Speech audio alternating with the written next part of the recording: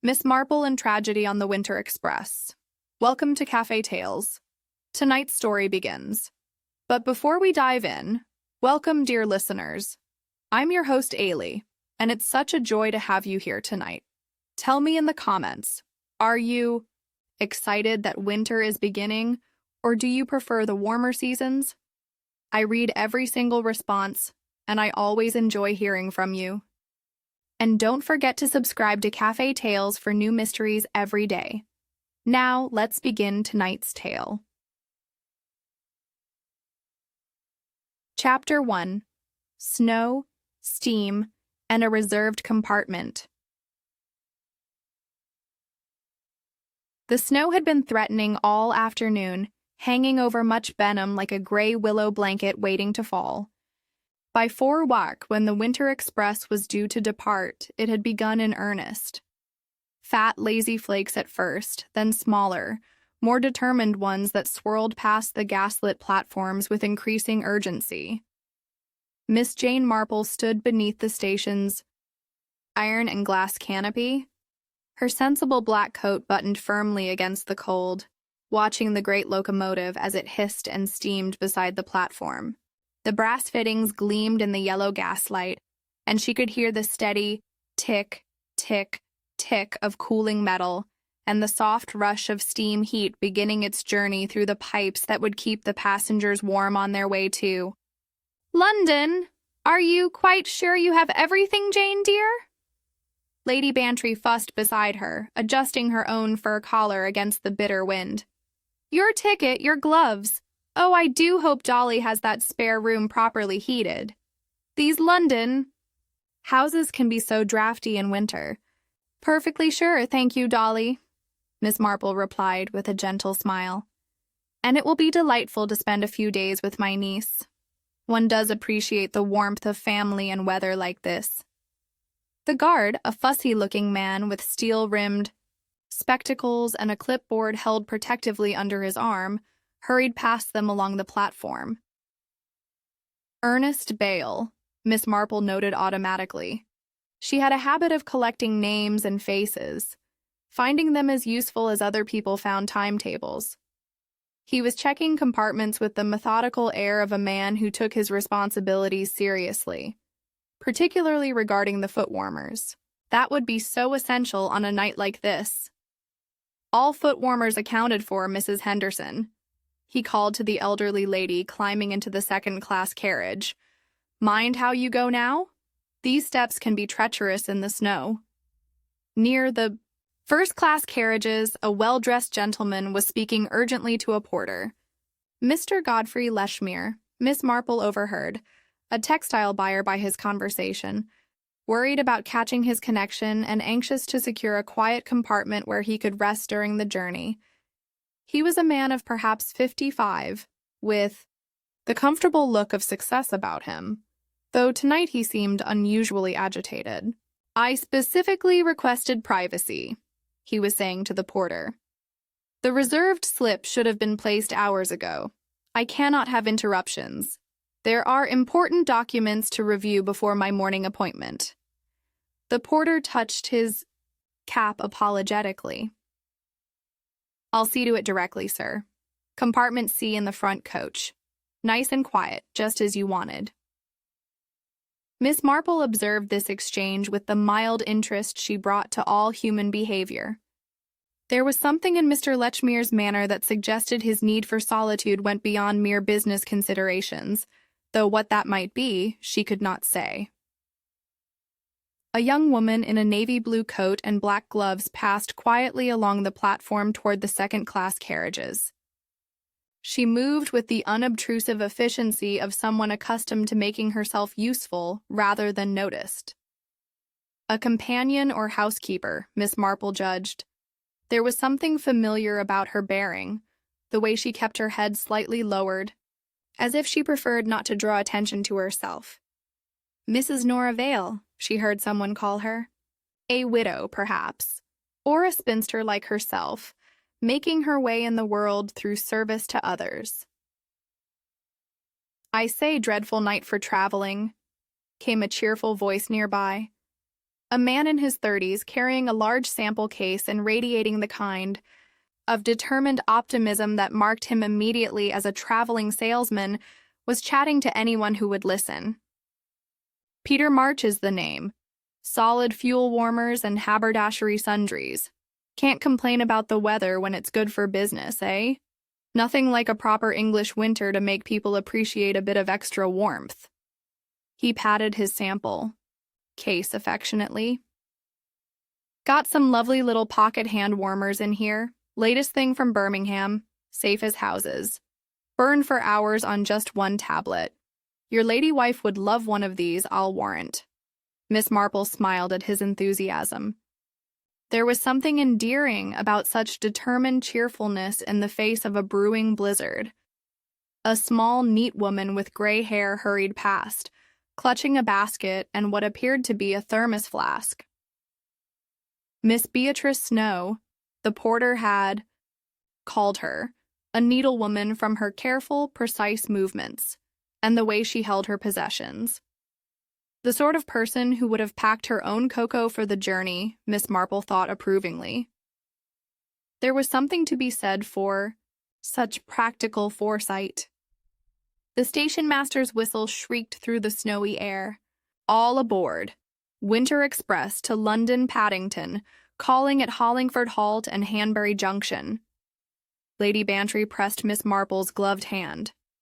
Do take care, dear Jane, and do remember to keep the compartment warm. These winter journeys can be so treacherous if one catches cold.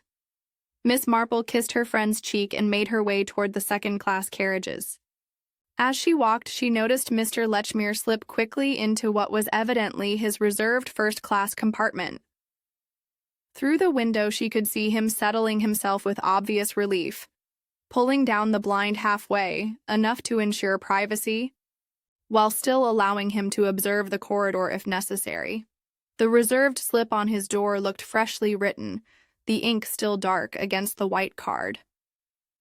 How thoughtful of the railway company to ensure their more prominent passengers could travel in comfort, she reflected as she found her own compartment and settled her small case on the luggage rack. Miss Marple reflected on the curious collection of fellow passengers she'd observed. Each seemed wrapped in their own concerns, their own small worlds made smaller still by the approaching storm. It was funny how winter weather brought out both the best and worst in people. The impulse to help one's neighbors, certainly, but also the desire to shut out the world and keep one's warmth and comfort close.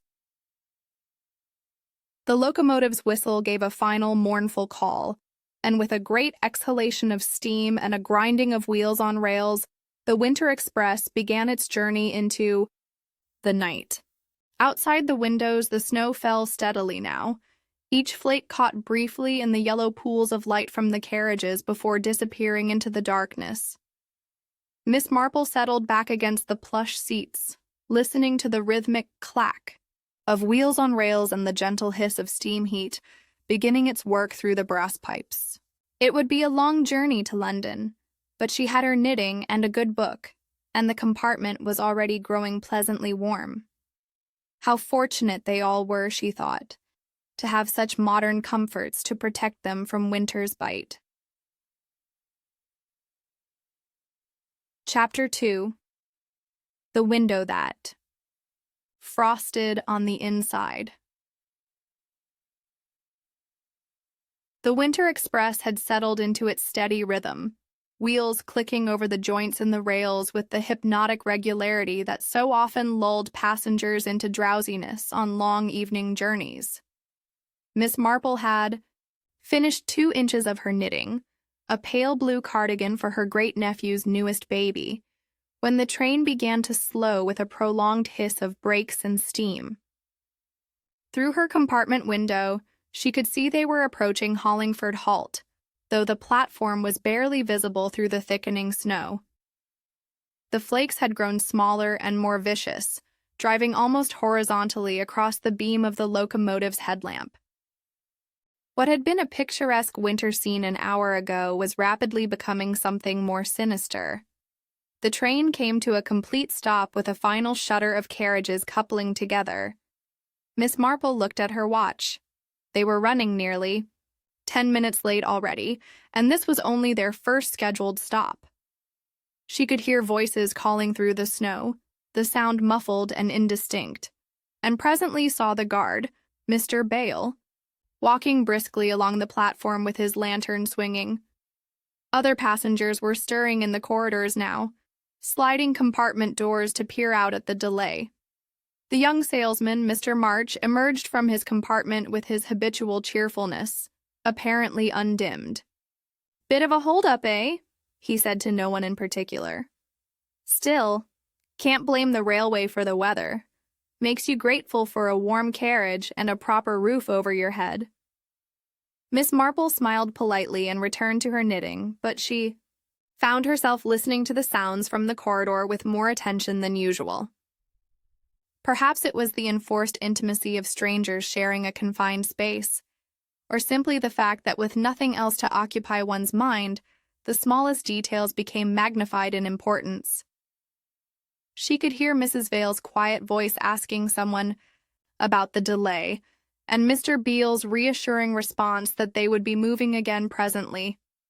The guard sounded slightly harassed, as railway personnel always did when schedules began to slip, but still professionally courteous. After perhaps 5 minutes, the train lurched back into motion, but their pace remained considerably slower than before. Through her window, Miss Marple could see the reason. The snow was now falling so heavily that it formed a shifting curtain across the landscape, making signals difficult to read, and no doubt requiring extra caution from the engine driver. She'd resumed her knitting when she became aware of an odd quality to the light in the corridor. Looking up, she noticed something peculiar about the window of the first-class compartment directly ahead of hers in the next carriage. Mr. Lechmere's compartment, she recalled, the nervous textile buyer, who'd been so anxious about his privacy. The blind was still drawn halfway down, as it had been when they left Much Benham, but the glass above it had taken on a strange, milky opacity. At first glance, it might have been frost forming on the outside of the window, which would not have been surprising given the bitter cold. But there was something about the pattern that struck her as unusual. It was too uniform, too complete, and it seemed to have a faintly grayish quality that external frost would not possess. Miss Marple had spent enough winters in St. Mary Mead to be familiar with the various ways that cold could affect glass.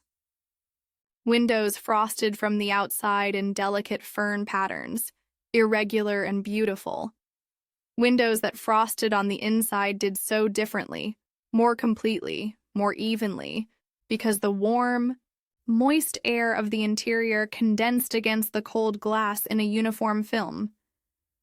But why would Mr. Lechmere's compartment be producing such warm, moist air when the steam heating throughout the train was regulated to maintain a comfortable but not excessive temperature? The train was slowing again and presently came to another stop. Through the swirling snow, Miss Marple could make out the dim outline of a signal box and the red glow of a lamp.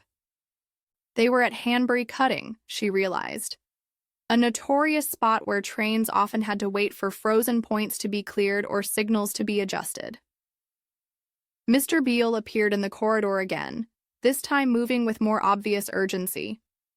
She watched him knock on compartment doors, checking on passengers, and no doubt explaining the delay. When he reached Mr. Lechmere's compartment, however, he paused. Miss Marple could see him quite clearly through the connecting door between the carriages. He knocked once, twice, then called out something she could not hear. There was no response from within the compartment. The guard tried the door handle. Miss Marple observed his movements with the careful attention she brought to all human behavior, noting the way his shoulders tensed slightly as he pushed the door open. A few moments later, Mr. Bale emerged from the compartment, closing the door firmly behind him. Even from her position in the adjacent carriage, Miss Marple could see that something had disturbed him considerably. His face was pale in the gaslight, and he stood for a moment outside the compartment as if uncertain how to proceed. Then he produced a key from his pocket and locked the door with deliberate care, slipping the key into his waistcoat pocket. He glanced around the corridor, perhaps checking to see if any passengers had witnessed his actions, before hurrying away toward the rear of the train. Miss Marple set down her knitting and moved closer to the connecting door between the carriages. The frosted window of Mr. Lechmere's compartment was now completely opaque, and she noticed something else that had not been visible from her seat. There appeared to be a faint grayish bloom on the glass, almost like breath condensed on a cold morning, but with a peculiar quality that made her think of soot or smoke. How very odd, she thought. In her experience, windows only frosted on the inside, when the air within was considerably warmer and more humid than normal circumstances would warrant, and that grayish quality to the condensation was most unusual indeed. The train gave another lurch and began moving again, slowly picking its way carefully through the snow-covered landscape. Miss Marple returned to her seat, but found that her knitting held little interest now. Instead, she found herself thinking about Mr. Lechmere's anxious manner at the station, his insistence on privacy, and the curious transformation of his compartment window. In the corridor, she could hear other passengers discussing the delay. Mrs. Vale's voice, still quiet but with an edge of concern, asking how much longer they might be delayed. Mr. March, maintaining his cheerful optimism, suggesting that a bit of adventure might make travel more interesting. Miss Snow inquiring whether the dining car might still be serving tea, all perfectly normal responses to an unexpected delay on a winter evening. And yet, Miss Marple found herself thinking about the locked door of Mr. Lechmere's compartment and the peculiar quality of that frosted glass. In 68 years of life, she had learned to trust her instincts about such things. When something struck her as unusual, it generally proved to be so. And there was definitely something unusual about the silence from that first-class compartment, where a businessman who had been so concerned about his journey should surely have been the first to inquire about the delay. The train continued its careful progress through the snow, but Miss Marple found herself listening more intently than usual to the sounds around her, watching the play of light and shadow in the corridors, and thinking about windows that frosted on the inside when they should have frosted on the outside. Outside, the storm continued to rage, but within the warm carriages of the winter express, she had the distinct feeling that something far more troubling than weather was beginning to unfold. Chapter 3. Miss Marple Notices Soot on White Breath. The winter express crawled through the cutting with agonizing slowness. The engine driver clearly taking no chances with the deteriorating conditions. Miss Marple had abandoned all pretense of knitting and now stood at the door between the carriages, her eyes fixed on the locked compartment ahead.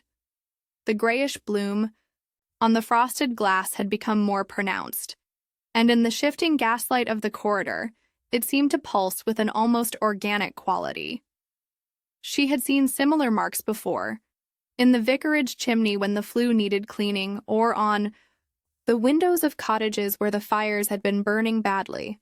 It was the telltale sign of soot mixing with condensation, creating that distinctive gray film that no amount of polishing could immediately remove. But what could possibly be producing soot in a railway compartment equipped with the latest steam heating system? The train shuddered to another halt, and this time the delay stretched longer than before. Through the windows, she could see lanterns moving in the snow. Railway workers, no doubt, dealing with whatever obstruction lay ahead. The storm showed no signs of abating. If anything, it seemed to be intensifying, turning the world beyond the carriage windows into a swirling white void. Mr. Bale appeared again at the far end of the corridor, walking toward the front of the train with obvious reluctance. When he reached Mr. Lechmere's compartment, he paused once more, his hand hovering over the door handle as if debating whether to disturb his passenger again. Miss Marple made her decision. She stepped through the connecting door into the first class carriage and approached the guard with her most helpful smile. "I do hope there's nothing seriously wrong," she said in the gentle, concerned tone that had served her so well over the years. "One couldn't help noticing that you seemed troubled about something." Mr. Beale looked up, startled. He was a thin man with nervous hands and the sort of conscientious face that suggested he took railway regulations very seriously indeed. "Oh, nothing to worry about, madam. Just checking on the passengers, you understand. This weather can be trying for some folks." "Of course," Miss Marple agreed sympathetically.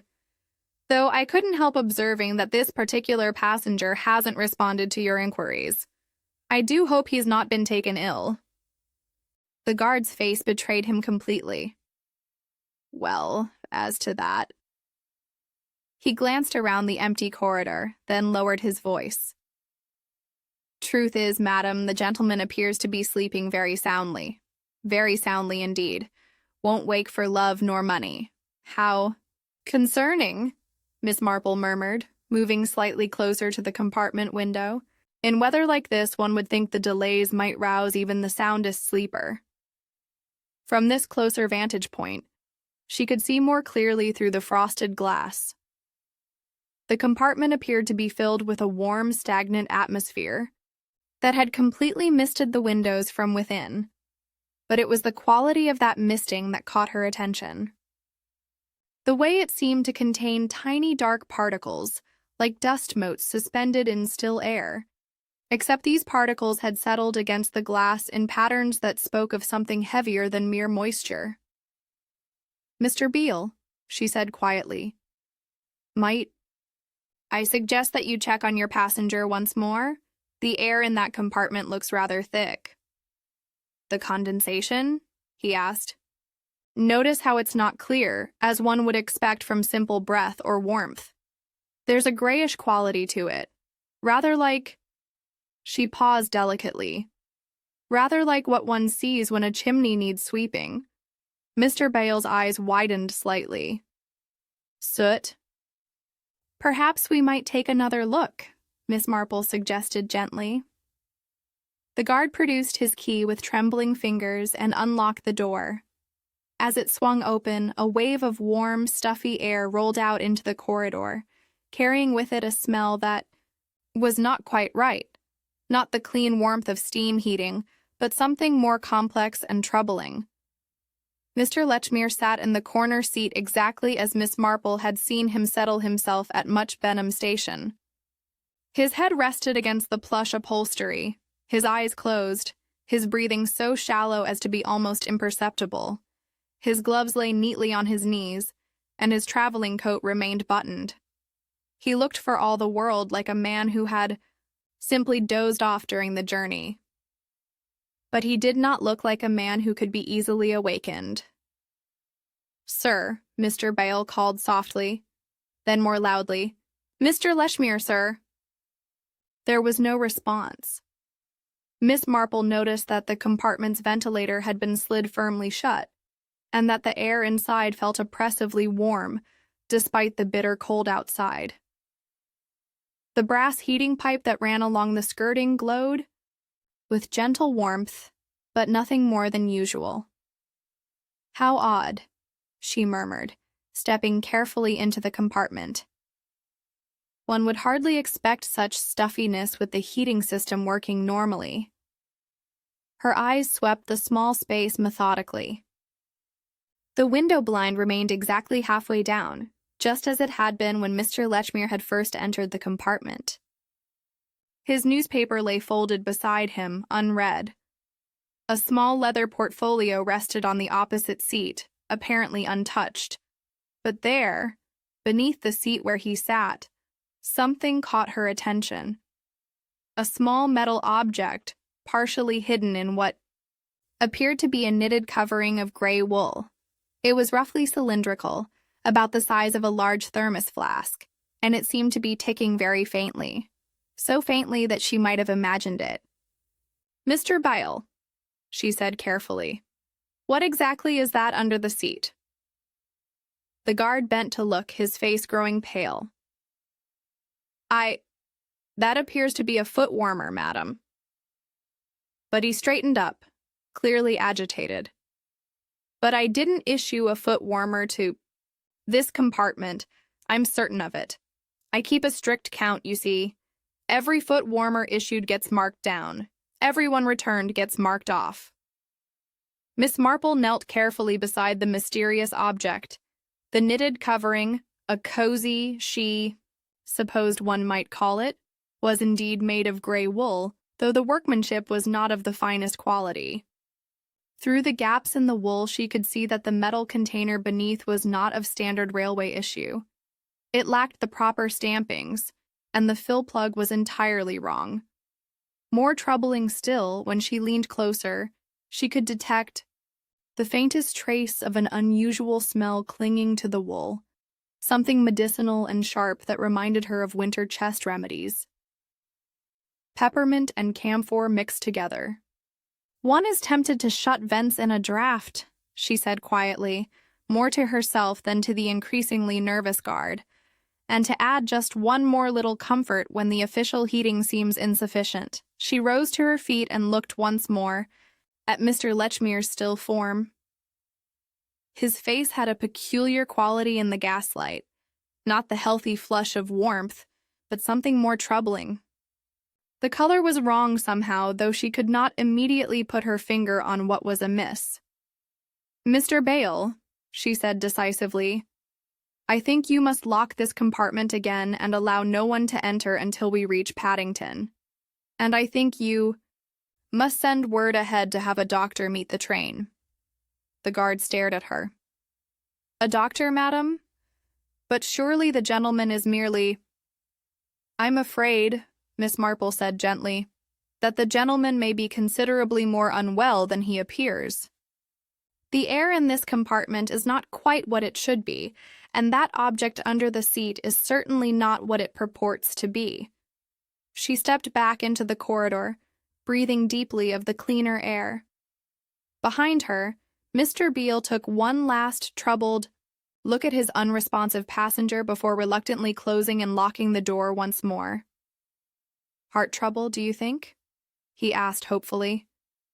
"This weather can be hard on a man of his years." Miss Marple said nothing, but her expression was troubled as she returned to her own compartment. In her long experience, hearts that stopped beating in overheated railway compartments, with mysterious foot warmers beneath the seats, were rarely victims of the weather alone. Chapter 4. The Ticket Punch, Twice. The remainder of the journey to Paddington passed in a state of suppressed tension that seemed to affect the entire train. Word had somehow spread among the passengers that there was some difficulty in the first-class carriage, though the exact nature of that difficulty remained mercifully vague. Miss Marple observed how people responded to such uncertainty, some with nervous chatter, others with studied silence, and a few with the sort of morbid curiosity that seemed to flourish in confined spaces. Mrs. Vale, she noticed, had grown particularly quiet, sitting rigidly in her second-class compartment, with her black-gloved hands folded tightly in her lap. When the ticket collector made his final rounds, she presented her ticket with the careful precision of someone whose mind was clearly elsewhere. Miss Marple, returning from a brief visit to the ladies' washroom, happened to be in the corridor when this exchange took place. The collector, a cheerful man with graying whiskers who had been with the railway for 30 years, examined Mrs. Vale's ticket with the routine attention of long practice, then paused with a small frown. "Begging your pardon, madam," he said politely, "but there seems to be some irregularity with your ticket." Mrs. Vale looked up sharply and Miss Marple caught a glimpse of something almost like fear in her eyes before it was quickly suppressed. Irregularity? It's been punched twice, you see. Once here for Coach C, and again here for Coach A. Now, I don't recall seeing you in Coach A during my earlier rounds. Oh, Mrs. Vale said, and her voice carried the faintest tremor. Yes, I moved forward during the journey, the smoke you understand from the engine. It was quite dreadful in Coach C, particularly when we were moving slowly through that cutting.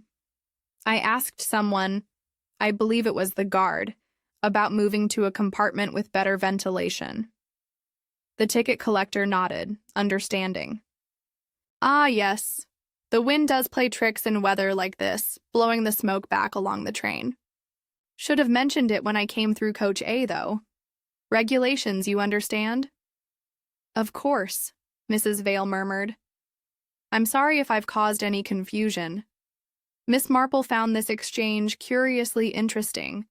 In her experience, people who moved between railway carriages during a journey usually did so for compelling reasons. Overcrowding, seeking the dining car, or perhaps to find the conveniences. But Mrs. Vale struck her as the sort of woman who would have selected her seat carefully at the outset and remained there for the duration of the journey. Moreover, there was something about her explanation that didn't quite ring true.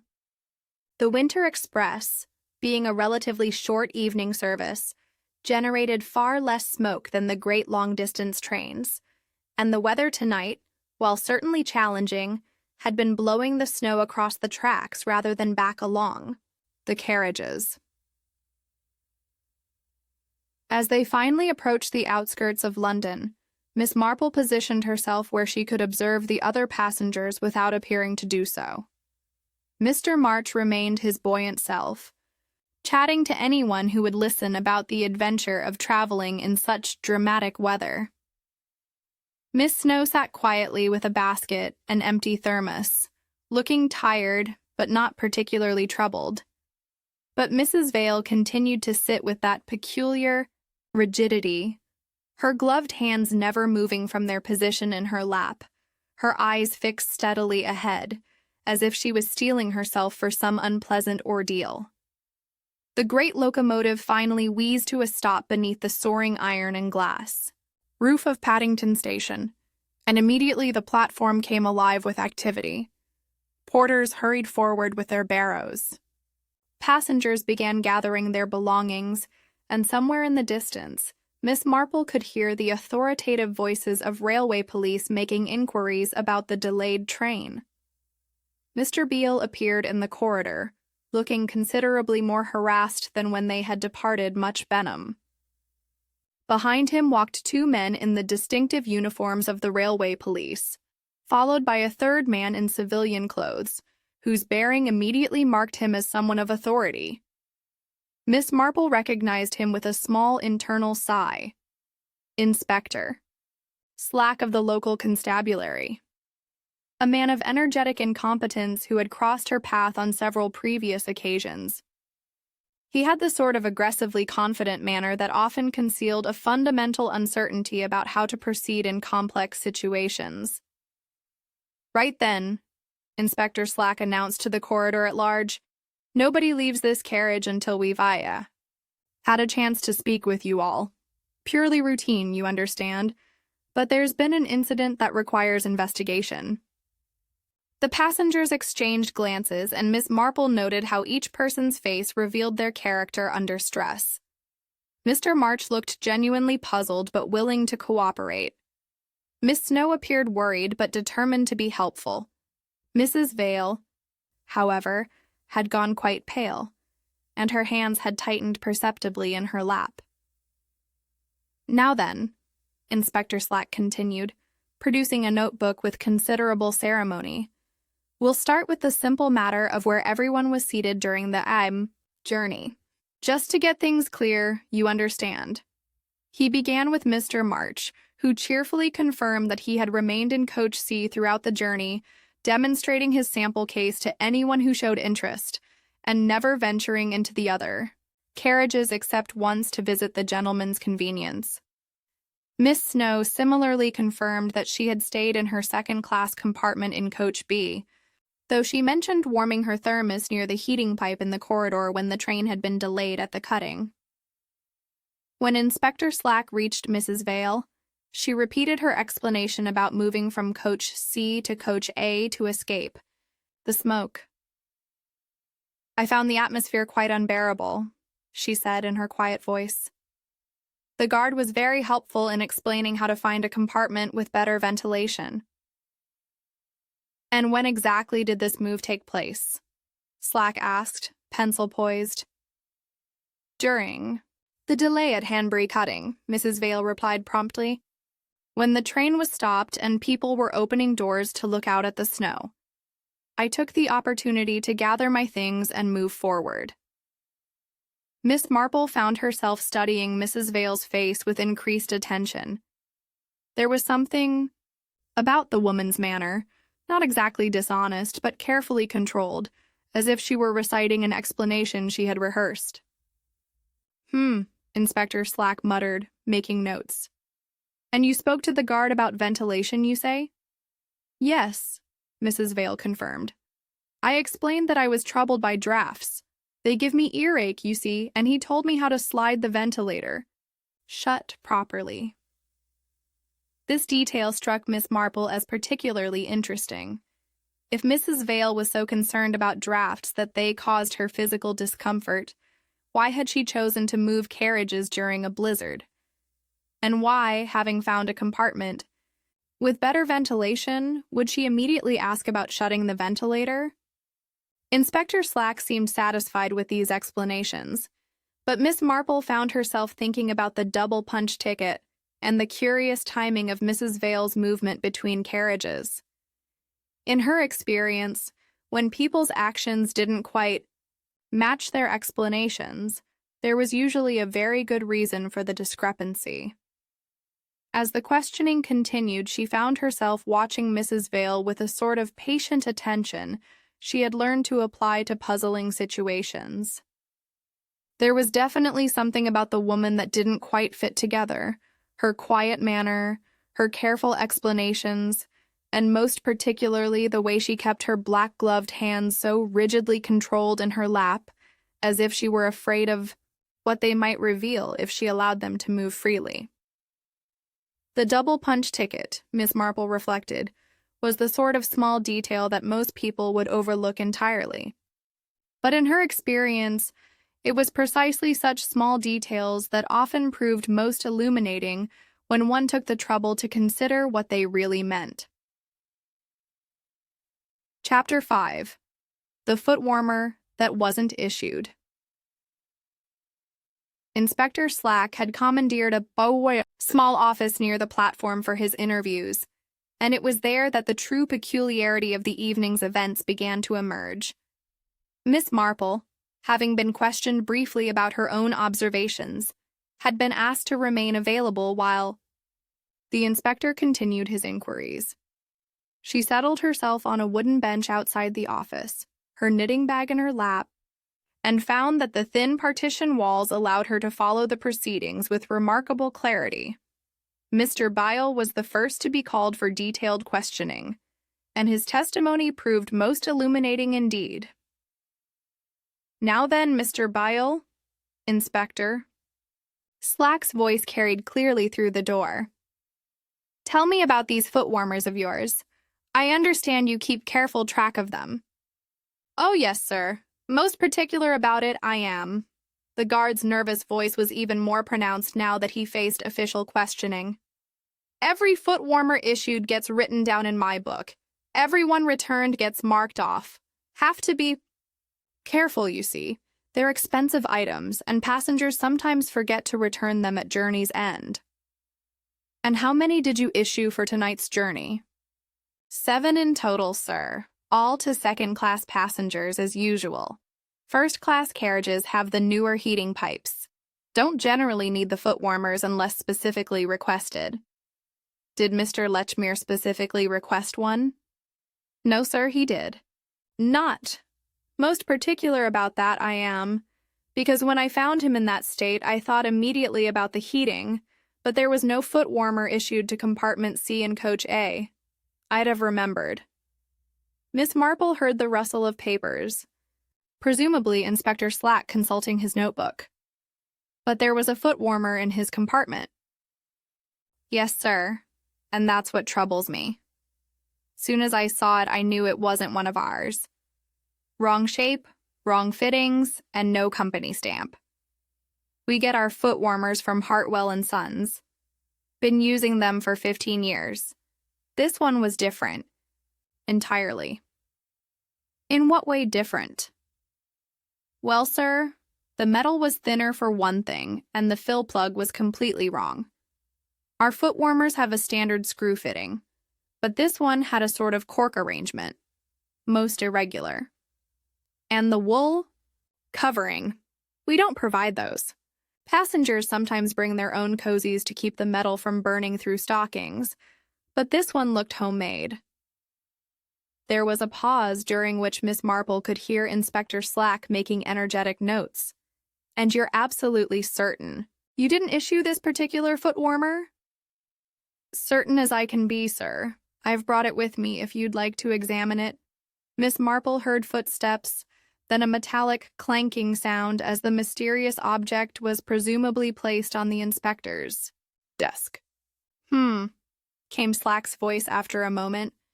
You're quite right about the workmanship. This isn't standard railway issue at all. And what's this woolen thing around it? That's what I was telling you about, sir. The cozy, hand-knitted by the look of it, and not very expertly done. You can see where the stitches are uneven. Yes, I can see that. And there's a rather peculiar smell to the wool, wouldn't you say? Mr. Beale's voice became uncertain. I did notice something, sir. Sort of medicinal, like what my old mother used to rub on her chest in winter. Peppermint and camphor, that sort of thing. Curious thing to put on a foot warmer cover. That's what I thought, sir. Almost as if someone wanted to disguise another smell entirely. Miss Marple found this observation most perceptive of Mr. Beale. In her experience, people who took the trouble to mask odors usually had very good reasons for doing so. The questioning continued for several more minutes with Inspector Slack, establishing that the mysterious foot warmer had been discovered partially concealed beneath Mr. Lechmere's seat, and that it showed clear signs of recent use, despite Mr. Beale's adamant assertion that he had issued no such device. When Mr. Beale was dismissed, Miss Marple heard his footsteps hurrying away down the corridor. Poor man was clearly distressed by the irregularities in his usually well-ordered domain. The next person called was Mrs. Vale, and Miss Marple found herself paying particular attention to this interview. Now, Mrs. Vale, Inspector Slack began in his official tone, I understand you moved between carriages during the journey. Yes, that's correct. Her voice was calm, but Miss Marple detected an underlying tension. As I explained to the ticket collector, I found the atmosphere in Coach C rather trying. And when you moved to Coach A, did you happen to notice anything unusual about the first-class compartments? There was a slight pause before Mrs. Vale answered. I'm afraid I wasn't paying particular attention to first class, Inspector. I was simply looking for a more comfortable seat in second class. But you must have passed the first-class compartments to reach Coach A from Coach C. Yes, of course, but I was rather focused on finding a seat quickly. The train was moving, again, and I didn't want to be caught standing in the corridor. Did you see Mr. Lechmere during your journey through Coach A? Another pause. I may have glimpsed someone in one of the first-class compartments, but I couldn't say who it was. The blinds were drawn, you see. Miss Marple found this answer interesting. Mrs. Vale claimed not to have paid attention to the first-class compartments, yet she had noticed that the blinds were drawn, a detail that suggested she had indeed been observing more carefully than she cared to admit. And when did you speak to the guard about ventilation? During the delay at Hanbury Cutting, I found him very helpful. He explained how to slide the ventilator closed properly to prevent drafts. Which guard was this? I'm not certain of his name. The one with the spectacles, I believe. That would be Mr. Beale. And where did this conversation take place? In the corridor of Coach A, Inspector. I just moved there and was having difficulty with the ventilator in my new compartment. Miss Marple reflected that this was the second time Mrs. Vale had mentioned her sensitivity to drafts. Yet if drafts troubled her so much, why had she not remained in Coach C and simply asked for help with the ventilator there? Moving through the train during a blizzard seemed a rather extreme solution to such a minor problem. When Mrs. Vale was dismissed, Miss Marple heard her quiet footsteps retreating down the corridor. There had been something in the woman's manner during questioning, a carefulness that went beyond normal nervousness when speaking to the police. It was the sort of precision that suggested someone who had thought very carefully about what they were going to say before they said it. Inspector Slack emerged from his office a few minutes later, looking pleased with himself in the way that usually preceded his more spectacular miscalculations. "Well, Miss Marple," he said with forced cheerfulness, "curious business, this foot warmer. Clearly, someone brought their own aboard and forgot to take it with them. People are so careless these days." "Indeed," Miss Marple replied mildly. "Though I wonder why anyone would bring their own foot warmer when the railway provides them." "Oh, some people are very particular about their comforts," Slack said dismissively. "Probably thought the railway ones weren't warm enough. Though I must say this homemade contraption looks rather dangerous. No proper regulations for these amateur efforts." Miss Marple said nothing, but she found herself thinking about the peppermint-scented wool cozy and the curious timing of Mrs. Vale's movement between carriages. In her experience, when people made unusual efforts to mask smells and moved about at precisely the moments when such movement would be most convenient for purposes other than comfort, there was usually more to the story than appeared on the surface. Chapter 6. The luggage label written over. While Inspector Slack continued his methodical but somewhat misdirected questioning of the remaining passengers, Miss Marple found herself drawn back to the now empty first-class carriage.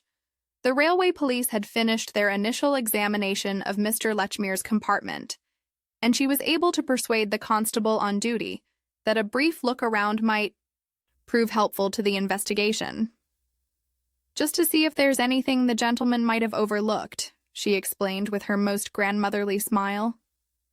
"Sometimes a woman notices different things, you know." The compartment felt different now, colder, despite the continuing warmth from the brass heating pipes, and somehow more ominous without Mr. Lechmere's still presence.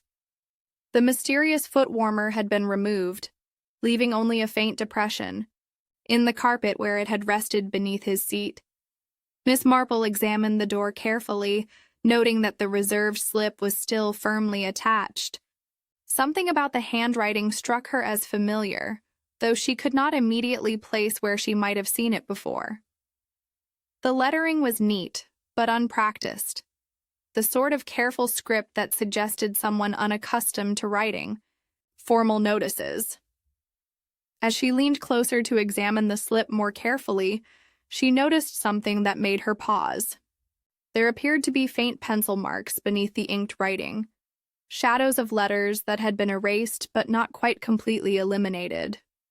"Constable," she called softly to the young man standing guard in the corridor. "Might I borrow a pencil for a moment?" The constable obligingly provided one, and Miss Marple held it at a shallow angle to the reserve slip, allowing the light to catch any indentations in the paper. What she saw confirmed her suspicions. Beneath the word reserved and Mr. Lechmere's name, there were clear traces of what appeared to be numbers and letters in a different arrangement entirely, a luggage label code. She realized someone had taken an ordinary luggage label and written over it to create the reservation slip. This discovery led her to examine the small rubbish receptacle beneath the window seat. Among the usual detritus of railway travel, sweet wrappers, a discarded newspaper, and some orange peel, she found what she was looking for: a torn corner of brown paper with a distinctive watermark of Benham Stores. The fragment bore part of what was clearly a parcel label, written in the same careful hand as the reserved slip. Though most of the writing was missing, she could make out enough to see that it had been addressed to someone in Much Benham, a perfectly ordinary bit of village commerce transformed into something rather more sinister. Miss Marple reflected on this discovery with considerable interest. In her experience with the residents of St. Mary Mead, the practice of reusing paper and labels was common among those who had learned thrift through necessity. It was the sort of economical habit that spoke of someone accustomed to making do with what was available rather than purchasing new materials for every small need. But it also suggested something else: that the reservation had not been arranged through official channels. A legitimate reservation would have been written on proper railway stationery and posted in advance. This improvised slip indicated that someone had created the appearance of an official reservation using whatever materials came to hand. She pocketed the torn fragment and continued her examination of the compartment. The leather portfolio that had belonged to Mr. Lechmere lay open on the opposite seat, its contents apparently undisturbed: business correspondence, invoices, and what appeared to be sample contracts for textile purchases. Nothing that seemed relevant to his current predicament. But tucked into one of the portfolio's inner pockets, she discovered something more interesting: a small appointment book with entries for the current week. Most were routine business meetings, but one entry for the following day caught her attention. En Vale, 2:30 p.m., regarding war service records. Miss Marple studied this entry with growing fascination. Mrs. Vale, the quiet companion who had been so concerned about drafts and had moved between carriages at such a convenient moment, had an appointment with Mr. Lechmere to discuss war service records, a meeting that would now never take place. Returning to the corridor, she encountered Inspector Slack emerging from his makeshift office with the air of a man who believed he had solved all the relevant mysteries. Miss Marple," he said with condescending satisfaction, "finished your bit of exploring, have you? I'm afraid there's really nothing suspicious. Here, poor fellow seems to have brought his own heating device. Probably worried about the cold affecting his heart condition. These homemade contraptions can be dangerous, as we've seen. Tragic accident, really." "Indeed," Miss Marple murmured, "though I couldn't help noticing this curious business with the reservation slip." She showed him the slip and explained about the overwritten luggage label beneath. Inspector Slack examined it with a sort of grudging attention he gave to details that didn't fit his preferred theory. "Bit of economy, I expect," he said dismissively. "People do that sort of thing all the time. Waste not, want not, and all that. Probably asked someone at the station to write it up quickly when the proper forms weren't available." "Yes, Miss," Marple agreed thoughtfully. "Though it does raise the question of who had access to luggage labels from Benham Stores, doesn't it?" Inspector Slack's expression suggested this question hadn't occurred to him. "I suppose anyone who'd received a parcel recently might have such a label lying about." "Quite true," Miss Marple said. "Though in this particular case, I wonder if you might want to ask Mrs. Vale about her shopping habits at Benham Stores." "Mrs. Vale? What's she got to do with luggage labels?" Miss Marple showed him the appointment book entry. It seems she and Mr. Lechmere were to meet tomorrow to discuss war service records. Rather a coincidence that they should find themselves on the same train tonight, don't you think? For the first time since beginning his investigation, Inspector Slack looked uncertain. War service records. I imagine there are many people who might have reason to want to discuss events from the war years, Miss Marple said gently, though not all such discussions would necessarily be pleasant ones. She watched as Inspector Slack slowly absorbed the implications of this information. In her experience, it was often necessary to lead him gradually toward conclusions that more observant people might reach immediately. "Are you suggesting," he said slowly, "that Mrs. Vale might have known Mr. Lechmere before tonight?" "I am suggesting, Inspector," Miss Marple replied carefully, "that the appointment book indicates they were acquainted well enough for him to schedule a formal meeting with her, and that someone who receives parcels from Benham stores would have had access to the type of label used to create that reservation slip." Inspector Slack stared at the torn fragment of label in his hand, then at the appointment book, then back at Miss Marple. She could practically see the wheels turning in his mind as he began to reconsider his simple accident theory. "But that would mean," Miss Marple said quietly, "that perhaps Mrs. Vale's movement between carriages was not entirely motivated by her sensitivity to drafts, and that the timing of that movement, during the delay when people were opening doors and the guard was busy outside, might have been rather more calculated than it appeared." Inspector Slack looked as though someone had just rearranged his entire understanding of the evening's events, which Miss Marple reflected with mild satisfaction was precisely what had happened. Chapter 7. A thermos of cocoa and a cork that smelled of smoke. Armed with his new understanding of the situation, Inspector Slack proved considerably more thorough in his second round of questioning. Miss Marple, having been thanked somewhat grudgingly for her observations, settled herself once again on the wooden bench to observe the proceedings. The first person recalled was Miss Beatrice Snow, the neat needlewoman who had traveled with her basket and thermos flask. When she entered the office, Miss Marple could see her through the partially open door. A small, precise woman with the sort of careful movements that spoke of a lifetime spent working with delicate materials. "Miss Snow," Inspector Slack began with considerably more authority than he had shown earlier, "I'd like to ask you about your thermos flask." "My thermos?" Miss Snow sounded genuinely surprised. "Whatever for, Inspector.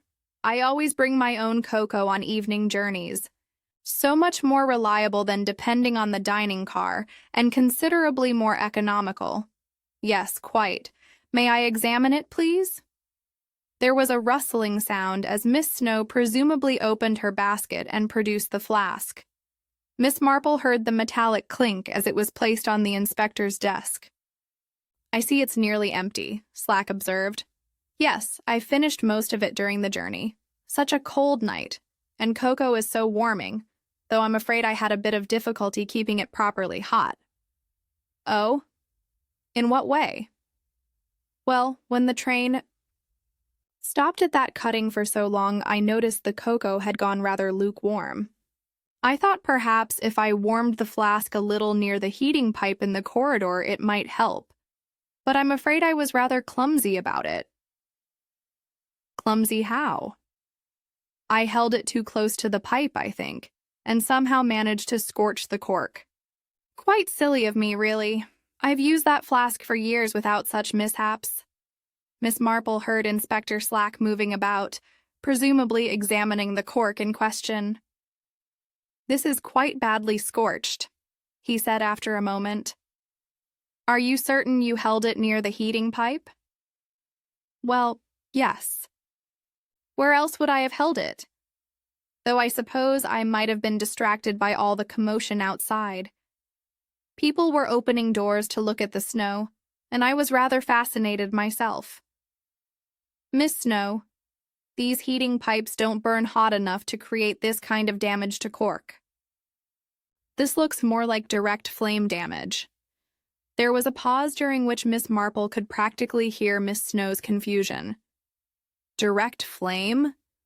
But, Inspector, I had no access to any flame. I don't smoke, and I certainly don't carry matches or anything of that sort. Perhaps the pipe was hotter than I realized." Inspector Slack's voice took on the patient tone of someone explaining something to a child. Miss Snow, I think you may have warmed your flask near an open flame of some kind. Perhaps a match. A match? Miss Snow's voice rose in genuine bewilderment. Inspector, I can assure you I did nothing of the sort. I may have been foolish about the heating pipe, but I would never do anything so dangerous as to use an open flame near a thermos flask. Miss Marple found this exchange illuminating in several ways. Miss Snow's confusion seemed entirely genuine, and the cork damage Inspector Slack described was clearly inconsistent with her explanation. Someone had indeed exposed that cork to direct flame, but it seemed increasingly unlikely that Miss Snow herself was responsible. When Miss Snow was dismissed, still protesting her innocence in bewildered tones, Inspector Slack called for Mr. March. The cheerful salesman entered with his usual bounce, carrying his sample case and radiating the sort of professional optimism that survived even police interrogation. Now then, Mr. March, Slack began, I understand you deal in heating devices. That's right, Inspector. Solid fuel warmers and haberdashery sundries, finest quality, all of them. Been selling to discerning customers for 15 years now. Show me these heating devices. Mr. March opened his case with obvious pride, revealing rows of small metal objects nestled in wooden compartments. These are our pocket hand warmers, latest design from Birmingham. You just drop in one of these solid fuel tablets, light it, and you've got hours of gentle warmth. Safe as houses they are.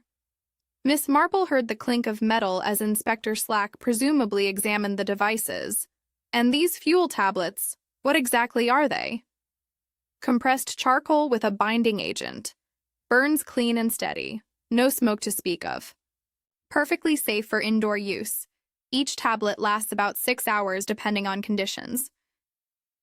I see. And you carry matches to demonstrate these devices? Naturally, Inspector. Can't very well show customers how they work without lighting them up. Though I'm always careful about safety, of course. During tonight's journey, did you demonstrate any of these warmers? Oh, yes, several times. Showed them to the lady with the basket when she was having trouble with her thermos, though she wasn't interested in purchasing. And I believe I mentioned them to the guard when he was fussing about his official foot warmers. Quite proud of our superior design, I am. And where did these demonstrations take place? In Coach C, Inspector. Never left my compartment area except for the necessities. Had quite a captive audience during the delays. Nothing like being stuck on a train to make people interested in extra warmth. Inspector Slack made notes, and Miss Marple could hear him moving about the office. Presently he spoke again. Mr. March, these labels on your sample case, what sort of string do you use to tie them? Cream-colored hemp twine, Inspector. Standard throughout the trade, durable and economical. And you said you demonstrated your warmers to several passengers? That's right. Always happy to show the quality of our products, though. As I mentioned, I remained in Coach C throughout the journey. Couldn't very well leave my samples unattended, could I? When Mr. March was dismissed, Miss Marple reflected on what she had learned. The salesman clearly had both the means to create flame and knowledge of heating devices, but his account of remaining in Coach C was consistent with what other passengers had reported. Moreover, his enthusiasm for his products seemed entirely genuine, and his cream-colored twine didn't match the gray wool of the mysterious foot warmer's cozy. Miss Snow's scorched cork remained a puzzle. If she hadn't exposed it to flame herself, and if the heating pipes couldn't have caused such damage, then someone else must have been responsible. But who? And why would anyone want to damage an innocent needlewoman's thermos cork? Unless, Miss Marple thought with sudden clarity, the damage hadn't been intentional. Unless someone had been using flame nearby, and Miss Snow's cork had been accidentally exposed to it when she attempted to warm her flask during the confusion at Hanbury Cutting. The same confusion, she realized, during which Mrs. Vale had moved between carriages, and during which someone had apparently placed that mysterious foot warmer in Mr. Lechmere's compartment. The picture was beginning to take on a decidedly sinister clarity. Though one crucial element remained unclear, exactly how that homemade foot warmer had been transformed from a simple heating device into something considerably more deadly. Chapter 8. The Red Lamp at the Cutting. Inspector Slack had developed the determined expression of a man who believed he was finally making progress, and he summoned Mr. Beale for a second, more detailed interview about the events at Hanbury Cutting. Miss Marple positioned herself where she could observe both the guard's face and his gestures as he recounted the evening's events. "Now then, Mr. Beale," Slack began with renewed confidence, "I want you to tell me exactly what happened during that delay at the cutting. Every detail you can remember." The guard shifted uncomfortably in his chair, clearly feeling the weight of official scrutiny. "Well, sir, we came to a stop because of the red lamp. Frozen points ahead, as I expected in weather like that. Signal box confirmed we'd need to wait while they cleared the mechanism with steam and salt. How long were you stopped?" "Near enough 5 minutes, sir. Maybe a touch more. Long enough for the passengers to get restless and start opening doors, to have a look at the snow." "And where were you during this time?" "Out on the ballast, sir, checking the brake rigging, standard procedure during weather delays. The cold can affect the connections, and it's better to catch problems before they worsen." Mr. Bale's voice grew more confident as he spoke about familiar duties. "I had my lantern, of course, and I walked the length of the train twice to ensure everything was secure." Inspector Slack leaned forward with interest. "So you were outside the train for the entire delay?" "Most of it, yes, sir. Though I did come back aboard briefly to check on passengers who had opened doors. Can't have them leaning out too far in conditions like that. Dangerous for them and for the schedule if someone takes a tumble." "Which passengers had opened doors?" Mr. Bale's brow furrowed in concentration. "Let me think. Mr. March in coach C was having a look, but he stayed well back from the edge. Sensible gentleman. Miss Snow as well, though she seemed more interested in fiddling with that thermos of hers than watching the snow." "Anyone else?" "The lady with the black gloves. Mrs. Vale, I believe her name was. She'd opened the door of her compartment in coach C and was asking about the delay. Seemed quite concerned about the schedule." "Did she ask you anything else?" "Well, yes, as a matter of fact, she did." Mr. Bale's expression became thoughtful. "She complained about drafts in her compartment and asked how to shut the ventilator properly. Said drafts gave her earache something dreadful." Miss Marple found this detail particularly interesting. Mrs. Vale had asked about shutting ventilators during the very delay when she claimed to have moved from coach C to coach A because of smoke and poor ventilation. "And did you show her how to close the ventilator?" Inspector Slack continued. "I did indeed, sir. Told her to slide it tight and make sure the catch engaged properly. Simple enough once you know the trick." Mr. Beale paused, then added, "Though I must say, sir, it struck me as odd at the time." "Odd in what way?" "Well, sir, if drafts troubled her so much, why didn't she ask about it when she first boarded? And why ask during a delay when we'd be moving again shortly?" Seemed like shutting the stable door after the horse had bolted, if you'll pardon the expression. Inspector Slack made careful notes. "Did you see Mrs. Vale again during the delay?" "I did, sir, though not in coach C. When I was doing my second check along the train, I saw her in the corridor of coach A. She had what looked like a small bundle in her hands. Might have been a scarf or some such." "A bundle?" "Yes, sir. Dark-colored. Rolled up tight. She seemed to be having some difficulty with something, though I didn't stop to ask. I was eager to get everyone back aboard and the door secured before we got the all-clear signal. Miss Marple absorbed this information with growing certainty about the sequence of events. Mrs. Vale had asked about closing ventilators while in Coach C, then had been seen in Coach A with a rolled bundle that might have been a scarf. The timing was becoming clearer. Mr. Beale, Inspector Slack continued, during your checks of the train, did you notice anything unusual about the first-class compartments? Not particularly, sir. Most of the blinds were drawn for privacy as usual, though I did notice that the reserved compartment, Mr. Lechmere's, seemed especially quiet. But then, that's what first-class passengers pay for, isn't it? Did you check on Mr. Lechmere during the delay? No, sir, I did not. The door was closed, the blind drawn, and there was no response when I called out about the delay.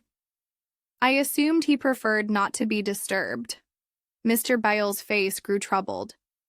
Perhaps I should have been more insistent, but gentlemen in first. Class don't generally appreciate interruptions. Quite understandable, Slack assured him. Now, when you were outside the train, did you notice any unusual smells or smoke? Mr. Bale considered this carefully. There was the usual locomotive smoke, of course, and steam from the heating system, but... He paused, frowning. Now that you mention it, sir, there was something else. When I was near Coach A, I caught a whiff of something that reminded me of my grandmother's chest rub. Peppermint and camphor, that sort of thing. During your external inspection? Yes, sir. Thought it peculiar at the time. Not the sort of smell you'd expect on a railway platform in a snowstorm. But passengers do carry all manner of things for their comfort. Inspector Slack exchanged a meaningful glance with Miss Marple, who had moved closer to the office door. The peppermint scent that Mr. Beale had detected outside the train matched perfectly with the smell that had clung to the wool cozy on the mysterious foot warmer. One final question, Mr. Bale. During the delay, did you see anyone moving between coaches? I did, sir. Mrs. Vale, as I mentioned, though that was before I spoke to her about the ventilators. And I believe I saw someone, might have been the same lady, near the first-class section when I was completing my second inspection. Near the first-class section? Yes, sir. Just a glimpse through the corridor windows, you understand. Someone. In dark clothing moving purposefully toward the front of Coach A. When Mr. Beale was dismissed, Inspector Slack emerged from his office with the expression of a man who believed he was assembling a coherent picture of events. Miss Marple, he said with grudging respect. Your observation about that appointment book seems to have opened up quite a different line of inquiry. Indeed, Miss Marple replied thoughtfully, though I think we still need to understand exactly what Mrs. Vale was doing with that bundle Mr. Bale observed, and why the scent of peppermint was detectable outside the train during the delay. Ah. Yes, the peppermint, Slack nodded importantly. Clearly connected to that peculiar foot warmer somehow? I believe, Miss Marple said gently, that if we were to examine Mrs. Vale's belongings, we might find that she carries items scented with peppermint and camphor. And I suspect that if we were to ask her specifically about what she was carrying, when Mr. Bale saw her in Coach A, her explanation might prove rather illuminating. Inspector Slack looked at her with the expression of a man beginning to realize that this elderly lady's insights might be considerably more valuable than he had initially supposed. Shall we have another conversation with Mrs. Vale? I think, Miss Marple said quietly, that would be very wise indeed. Chapter 9. The Scarf in the Vent. The second interview with Mrs. Vale proved to be a considerably more tense affair than the first. When she entered Inspector Slack's makeshift office, Miss Marple observed that the woman's composure had developed several small but telling cracks. Her black-gloved hands trembled slightly as she took her seat, and there was a weariness in her eyes that suggested she understood the direction the investigation was taking. "Mrs. Vale," Inspector Slack began without preamble, "we've had some additional information about your movements during the delay at Hanbury Cutting." "I've already explained about moving to escape the smoke," Mrs. Vale replied, but her voice lacked the calm certainty it had possessed earlier. "Yes, but you failed to mention that you were seen carrying something when you moved between coaches. A bundle of some sort." The silence that followed was brief but significant. Mrs. Vale's hands tightened in her lap before she answered. "A bundle? I'm not certain what you mean, Inspector."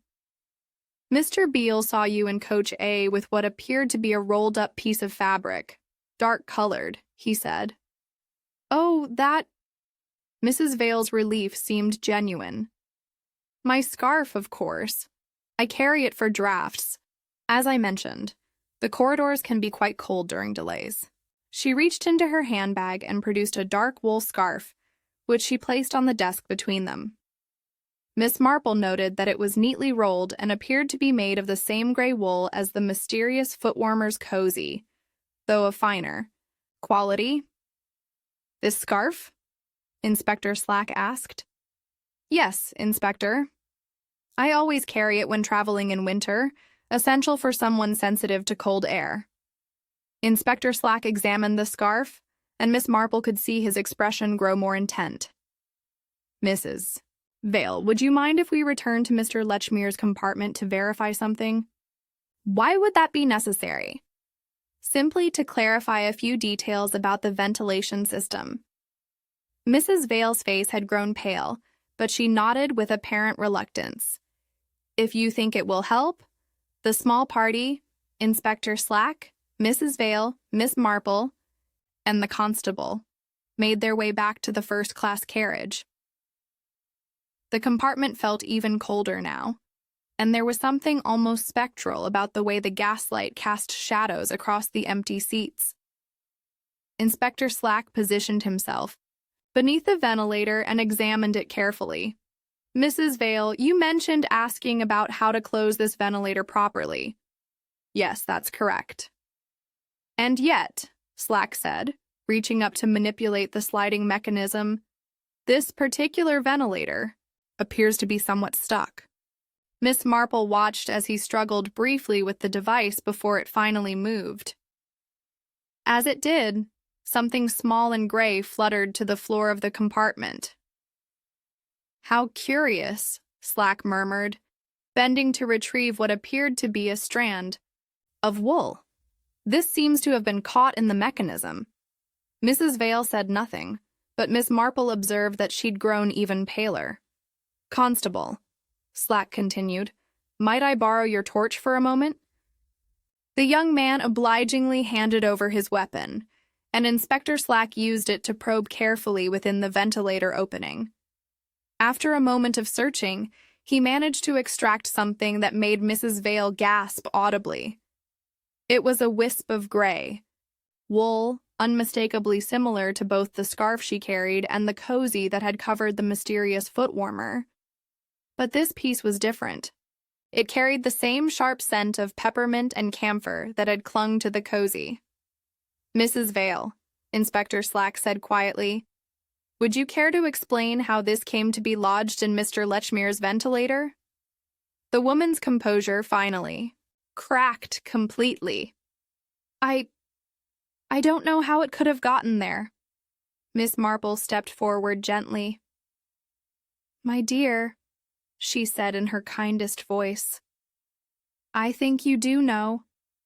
I think you stuffed part of your scarf into that ventilator to block the airflow. And in doing so, you accidentally left behind some fibers." "That's ridiculous," Mrs. Vale said, but her voice lacked conviction. "Is it?" Miss Marple asked. "You see, I've been thinking about the various elements of this puzzle, and they all seem to point in the same direction. You created a fake reservation, using a luggage label from Benham stores, the sort of label that would have been available to anyone who had recently received a parcel. You brought aboard a homemade foot warmer disguised in a wool cozy scented with chest rub to mask other odors. And during the delay at Hanbury Cutting, when everyone was distracted by the weather, you moved from Coach C to Coach A. Mrs. Vale stared at her but said nothing. But you didn't move to escape smoke, Miss Marple continued. You moved to place that foot warmer in Mr. Lechmere's compartment and to stuff his ventilator with part of your scarf, creating an airtight seal. Then you returned to Coach C and asked Mr. Beale about closing ventilators. Not because you needed to know, but because you wanted to establish that you were concerned about drafts and ventilation in general. Inspector Slack was following this explanation with growing amazement. But why block the ventilator? Because, Miss Marple said gently, the foot warmer wasn't designed to warm anyone. It was designed to kill. Filled with solid fuel and set to smolder, it would produce carbon monoxide. In a sealed compartment with no air circulation, that gas would quickly reach lethal concentrations. Mrs. Vale had begun to cry quietly, her black-gloved hands covering her face. The peppermint scent on the cozy was meant to disguise the smell of the fuel, Miss Marple continued. But some of that scent transferred to your scarf when you handled both items, and when you used the scarf to block the ventilator, you left behind fibers that retained that telltale smell. I didn't mean for him to die, Mrs. Vale whispered through her tears. I only wanted to make him ill, to force him to admit what he'd done. Inspector Slack stepped forward with his notebook. What exactly had he done, Mrs. Vale? The woman looked up, her face streaked with tears, but suddenly filled with an old, cold anger. He killed a child, she said quietly. In 1940, during the evacuation. He was the billeting officer, and he locked a compartment full of children in for order while he went to the dining car. There was a faulty heater, and one of them, little Mary Hutchins, died of the fumes. Miss Marple felt a chill that had nothing to do with the winter air. And you were there? I was matron Nora Wills then, in charge of those children. I tried to get them out, but the door was locked and Lechmere had the key. By the time we found him and got the compartment open, it was too late.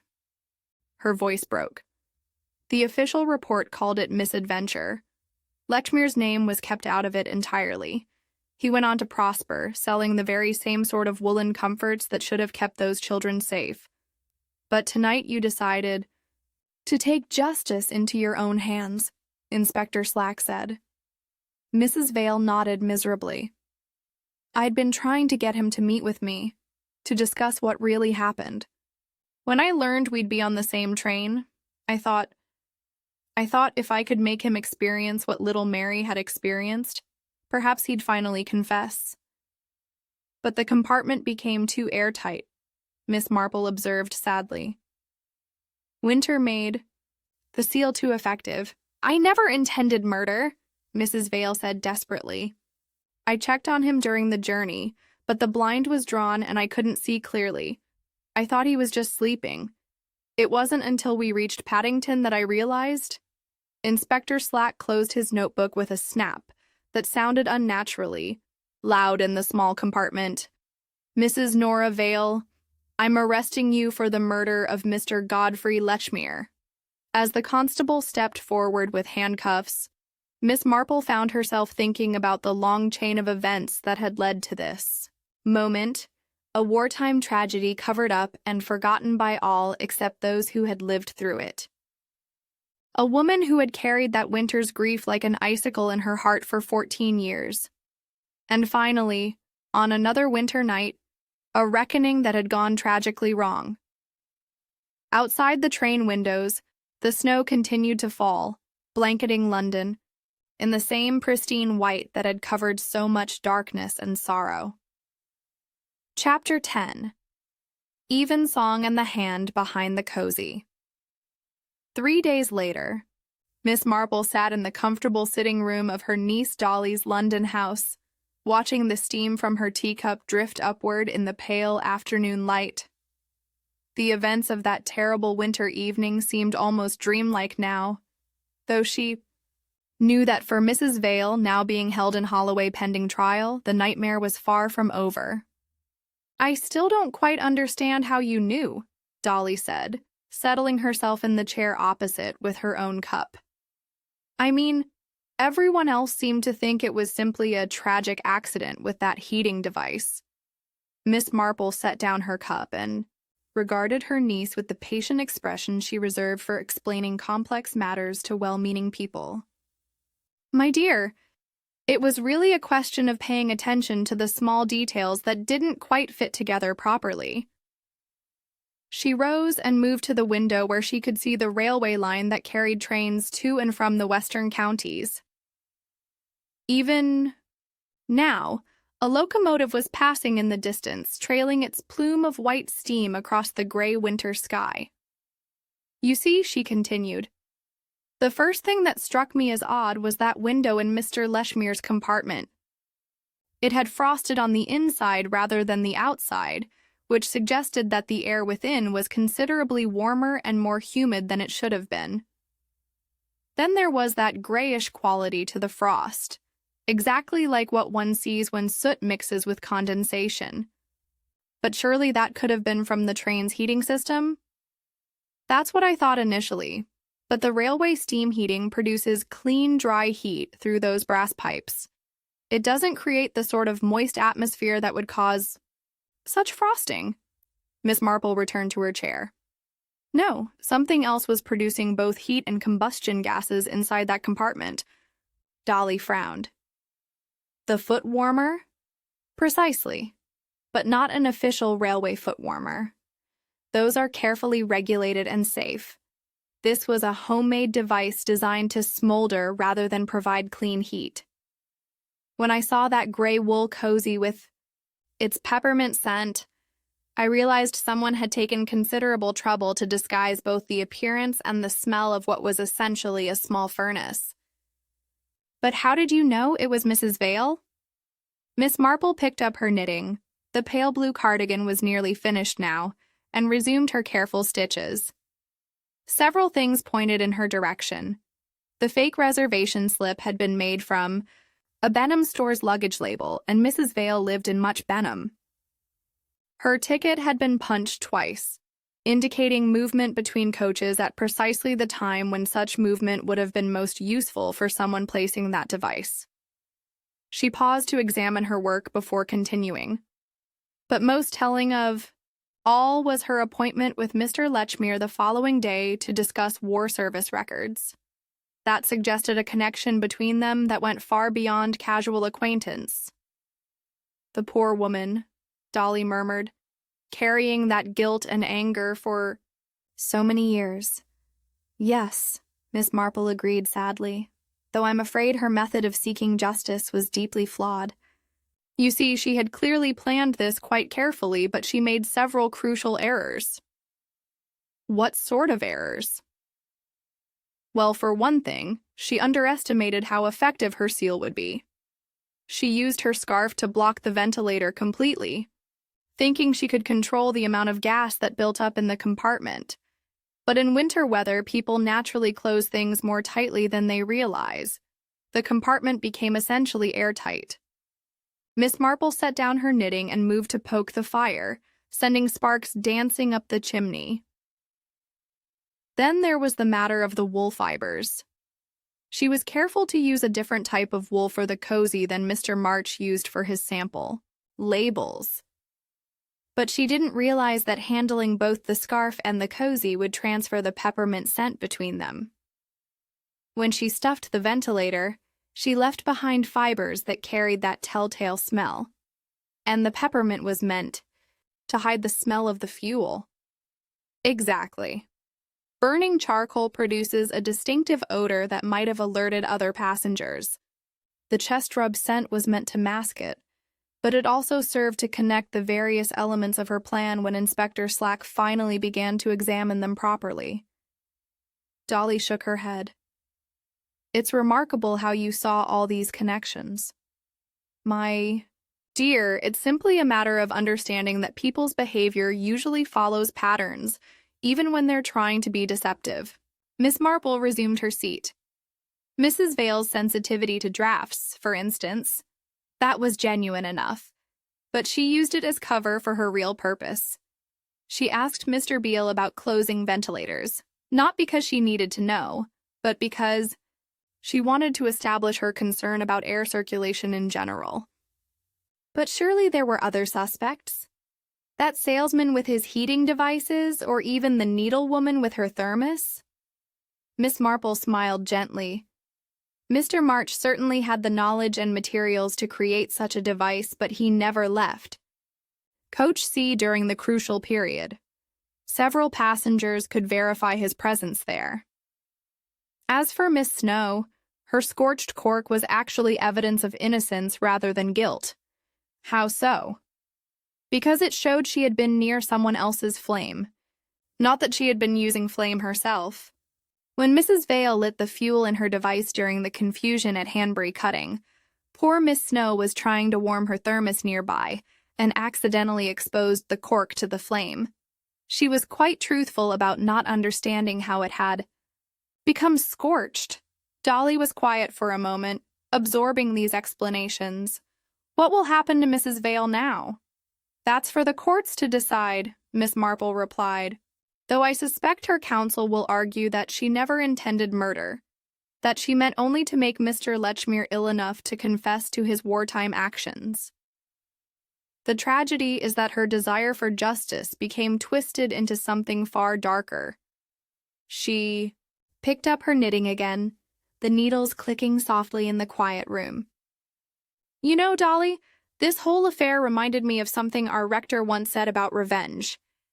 He observed that when we try to repay old wrongs with new ones, we often end up creating tragedies that are far worse than the original injuries. Poor little Mary Hutchins, Dolly said softly. Dead all those years, and now Mr. Lechmere dead too, and Mrs. Vale facing the gallows. Yes, Miss Marple agreed. And the terrible irony is that if Mrs. Vale had simply pursued the matter through proper channels, newspapers perhaps, or the authorities, she might have achieved the recognition and justice she sought without destroying herself in the process. Outside the window, another train passed, its whistle echoing mournfully across the London rooftops. Miss Marple watched the smoke disperse into the gray afternoon sky and thought about the Winter Express now running its normal schedule again, as if that terrible night had never happened. The thing about closed spaces, she said quietly, whether they're railway compartments or human hearts, is that when you seal them too tightly, they become dangerous. Trains need ventilation, and people need ways to let old griefs escape before they turn poisonous. She set down her knitting and looked directly at her niece. Mrs. Vale carried that winter tragedy like an icicle in her heart for 14 years, Dolly. She never let it melt, never let it heal, and in the end, that frozen grief killed not only Mr. Lechmere, but any chance she might have had for peace. The fire crackled softly in the grate, and somewhere in the distance, church bells began to ring for evensong. Miss Marple listened to their familiar cadence and reflected on the strange ways that the past could reach forward to claim the present, and how the desire for justice, when it hardened into something else entirely, could destroy both the innocent and the guilty, with equal ruthlessness. Wickedness, she said softly, does indeed like a shut place. And the tiny comforts we use to make our lives bearable can so easily be turned into instruments of mischief, when we forget that warmth shared is always better than warmth hoarded. Outside, the snow had begun to fall again, soft and white and forgiving, covering the tracks where the Winter Express ran, and making all the world look clean and new once more.